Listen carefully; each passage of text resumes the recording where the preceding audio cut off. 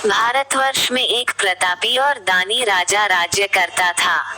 वो नित्य गरीबों और ब्राह्मणों की सहायता करता था। ये बात उसकी रानी को अच्छी नहीं लगती थी। वो न ही गरीबों को दान देती, न ही भगवान का पूजन करती थी और राजा को भी दान देने से मना किया करती थी। एक दिन राजा शिकार खेलने वन को गए हुए थे, तो रानी महल में अकेली थी। उसी समय बृहस्पति देव साधु वेश में राजा के महल में भिक्षा के लिए गए और भिक्षा मांगी। रानी ने भिक्षा देने से इनकार किया और कहा, हे साधु महाराज, मैं तो दान पुण्य से तंग आ गई हूँ। मेरा पति सारा धन लुटाते रहते हैं। मेरी इच्छा है कि हमारा धन नष्ट हो जाए, फिर न रहेगा बांस, न बजेगी बांसुरी। साधु ने कहा, देवी तुम तो बड़ी विचित्र हो। धन संतान तो सभी चाहते हैं, पुत्र और लक्ष्मी तो पापी के घर भी होने चाहिए।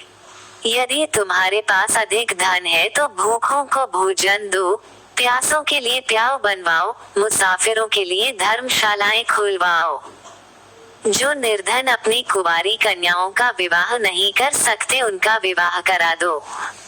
ऐसे और कई काम हैं जिनके करने से तुम्हारा यश लोक परलोक में फैलेगा।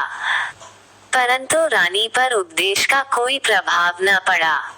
वह बोली, महाराज आप मुझे कुछ न समझाएं।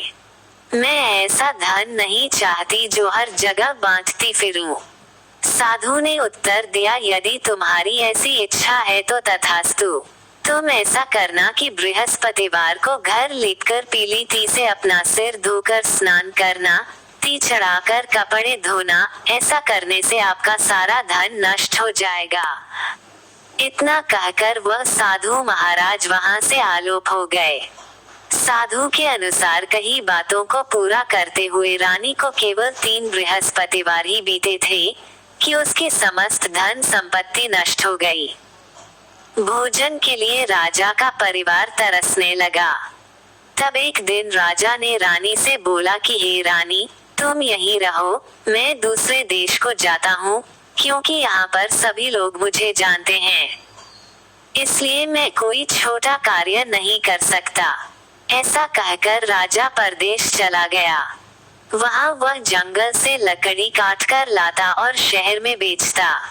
इस तरह वह अपना जीवन व्यतीत करने लगा। इधर राजा के परदेश जाते ही रानी और दासी दुखी रहने लगी। एक बार जब रानी और दासी को 7 दिन तक बिना भोजन के रहना पड़ा, तो रानी ने अपनी दासी से कहा, ये दासी, पास ही के नगर में मेरी बहन रहती है। वह बड़ी धनवान है। तू उसके पास जा और कुछ ले आ, ताकि थोड़ी बहुत गुजर बसर हो जाए। दासी रानी की बहन के पास गई। उस दिन गुरुवार था और रानी की बहन उस समय बृहस्पतिवार व्रत की कथा सुन रही थी। दासी ने रानी की बहन को अपनी रानी का संदेश दिया, लेकिन रानी की बड़ी बहन ने कोई उत्तर नहीं दिया।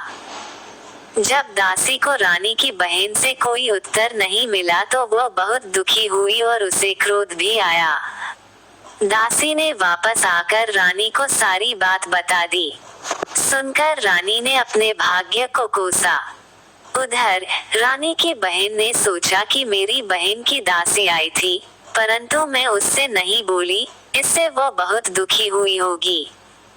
कथा सुनकर और पूजन समाप्त करके वह अपनी बहन के घर आए और कहने लगी, हे बहन, मैं बृहस्पतिवार का व्रत कर रही थी।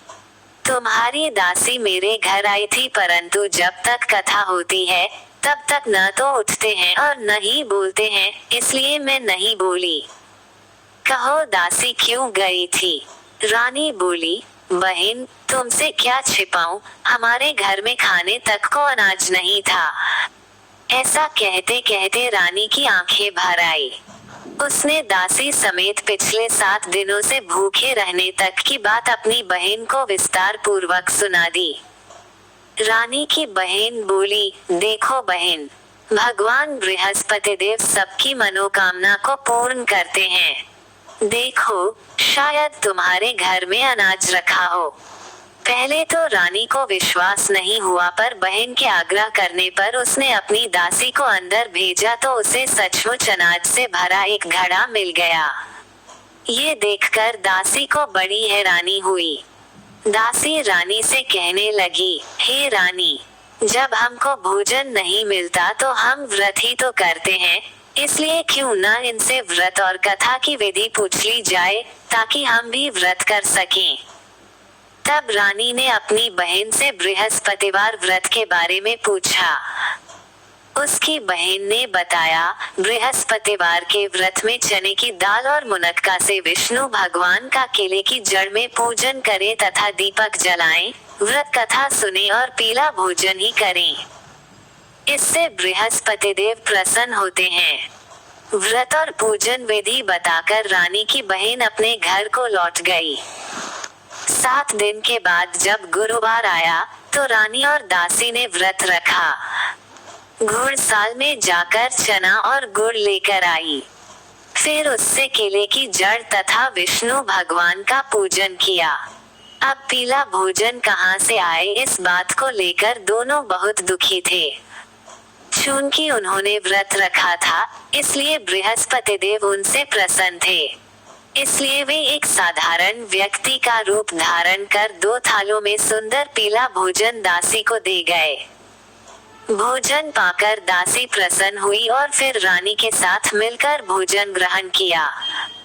उसके बाद वे सभी गुरुवार को व्रत और पूजन करने लगी।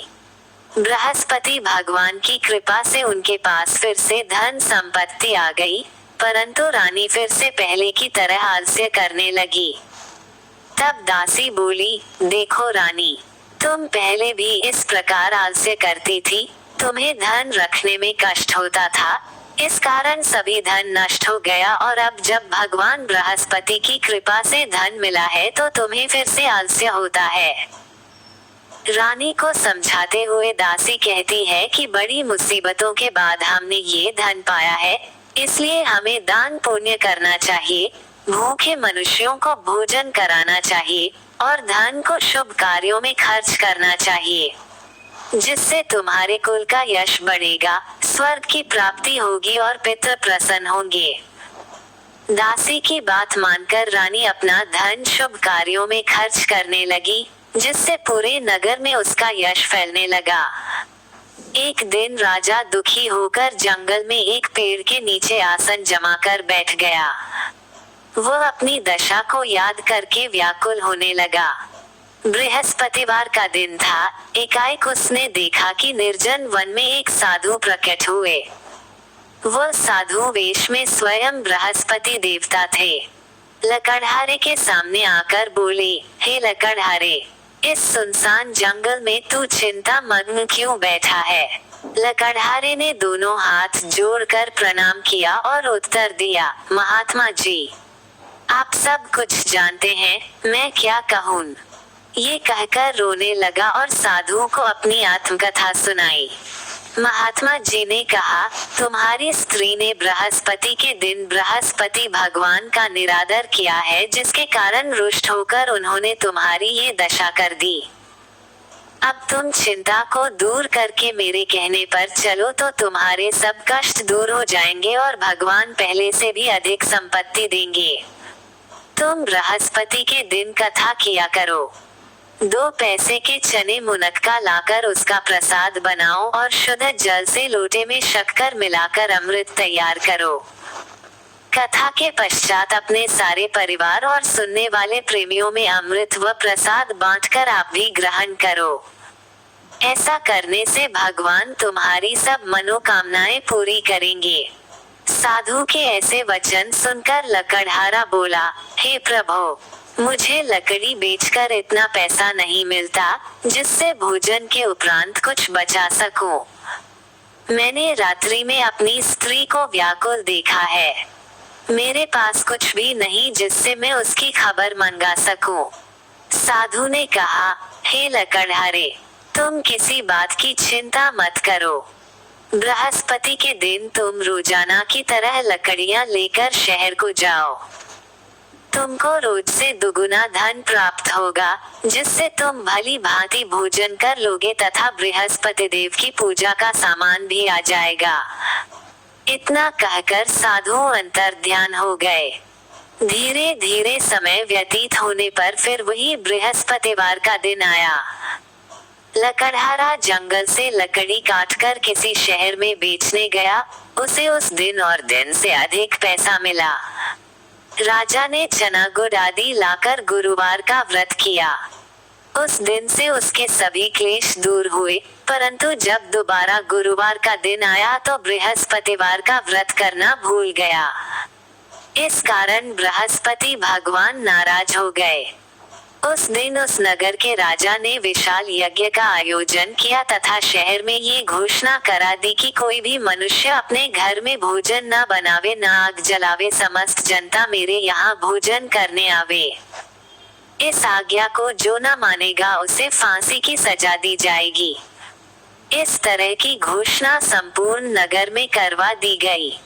राजा की आज्ञानुसार शहर के सभी लोग भोजन करने गए, लेकिन लकड़हारा कुछ देर से पहुंचा, इसलिए राजा उसको अपने साथ घर ले गए और ले जाकर भोजन करा रहे थे तो रानी की दृष्टि उस खूंटी पर पड़ी जिस पर उसका हार लटका हुआ था। वो वहां पर दिखाई नहीं दिया। रानी ने निश्चय किया कि मेरा हार इस मनुष्य ने चुरा लिया है।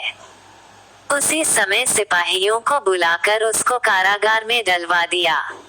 जब लकड़हारा कारागार में पड़ गया और बहुत दुखी होकर विचार करने लगा कि न जाने कौन से पूर्व जन्म के कर्म से मुझे ये दुख प्राप्त हुआ है, और उसी साधु को याद करने लगा जो कि जंगल में मिला था।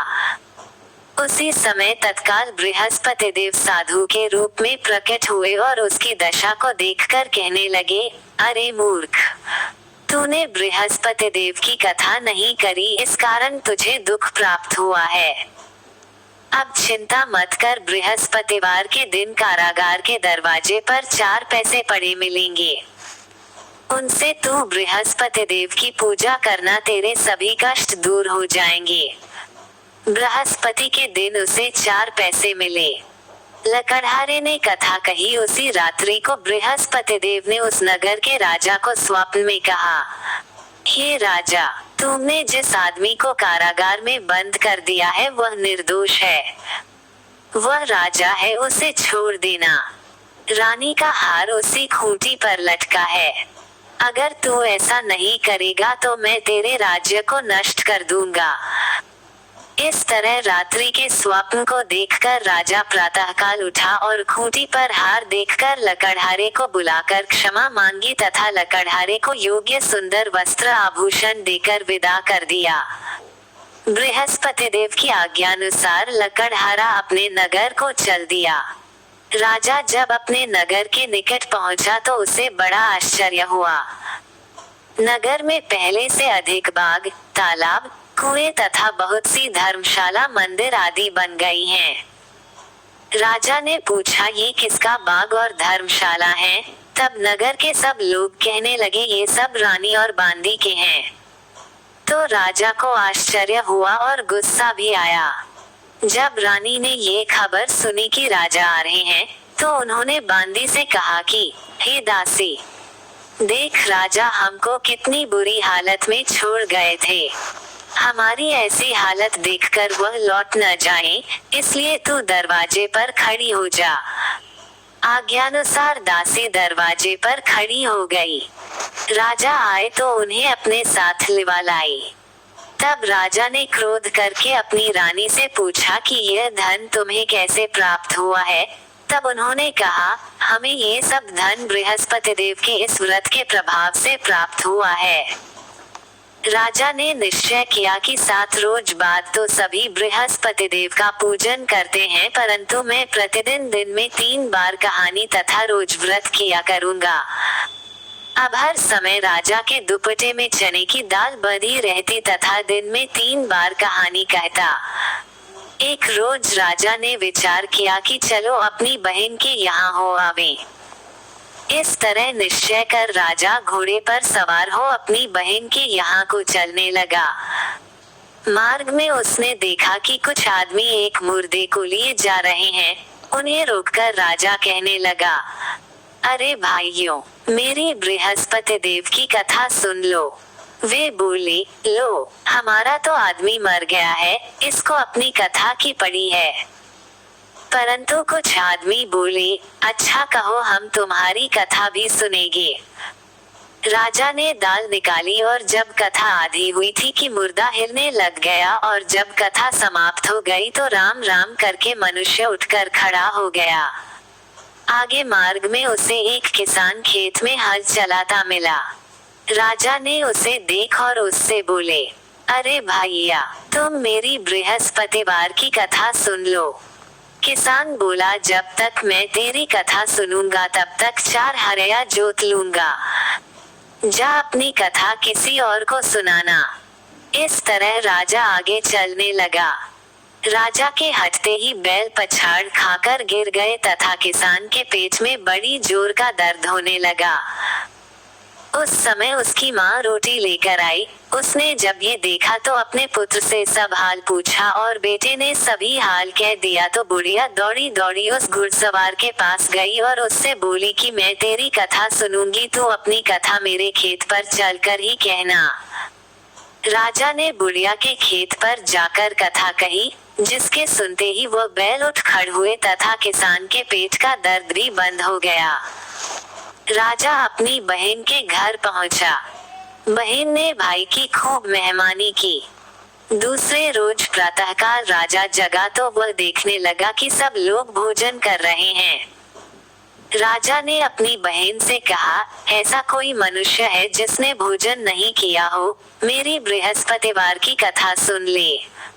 बहन बोली, हे भैया, ये देश ऐसा ही है कि पहले यहाँ लोग भोजन करते हैं, बाद में अन्य काम करते हैं। अगर कोई पड़ोस में हो तो देखाऊं।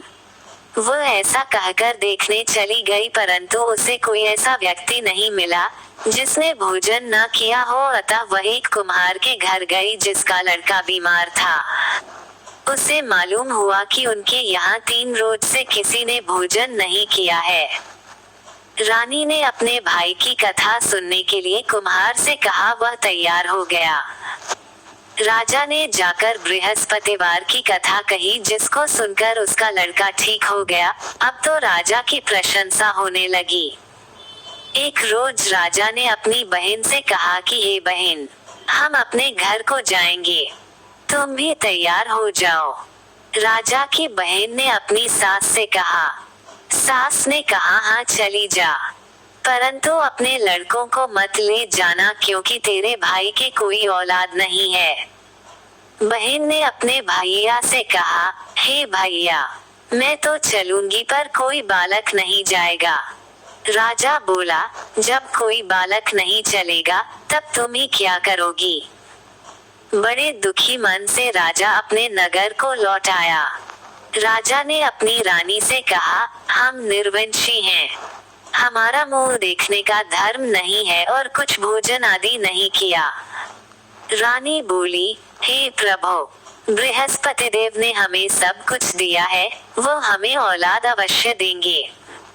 उसी रात को बृहस्पति देव ने राजा से स्वप्न में कहा, हे राजा उठ, सभी सोच त्याग दे, तेरी रानी गर्भ से है। राजा की यह बात सुनकर बड़ी खुशी हुई। 9वें महीने में उसके गर्भ से एक सुंदर पुत्र पैदा हुआ। तब राजा बोला, हे रानी, स्त्री बिना भोजन के रह सकती है, पर बिना कहे नहीं रह सकती। जब मेरी बहन आवे तुम उससे कुछ कहना मत। रानी ने सुनकर हाँ कर दिया। जब राजा की बहन ने ये शुभ समाचार सुना तो वह बहुत खुश हुई तथा बधाई लेकर अपने भाई के यहाँ आई। तभी रानी ने कहा, घोड़ा चढ़कर तो नहीं आई, गधा चढ़ी आई। राजा की बहन बोली, भाभी मैं इस प्रकार न कहती तो तुम्हें औलाद कैसे मिलती। बृहस्पति देव ऐसे ही हैं, जैसे जिसके मन में कामनाएं हैं सभी को पूर्ण करते हैं। जो सद्भावना पूर्वक बृहस्पतिवार का व्रत करता है एवं कथा पता है, अथवा सुनता है, दूसरों को सुनाता है, बृहस्पति देव उसकी सभी मनोकामना पूर्ण करते हैं।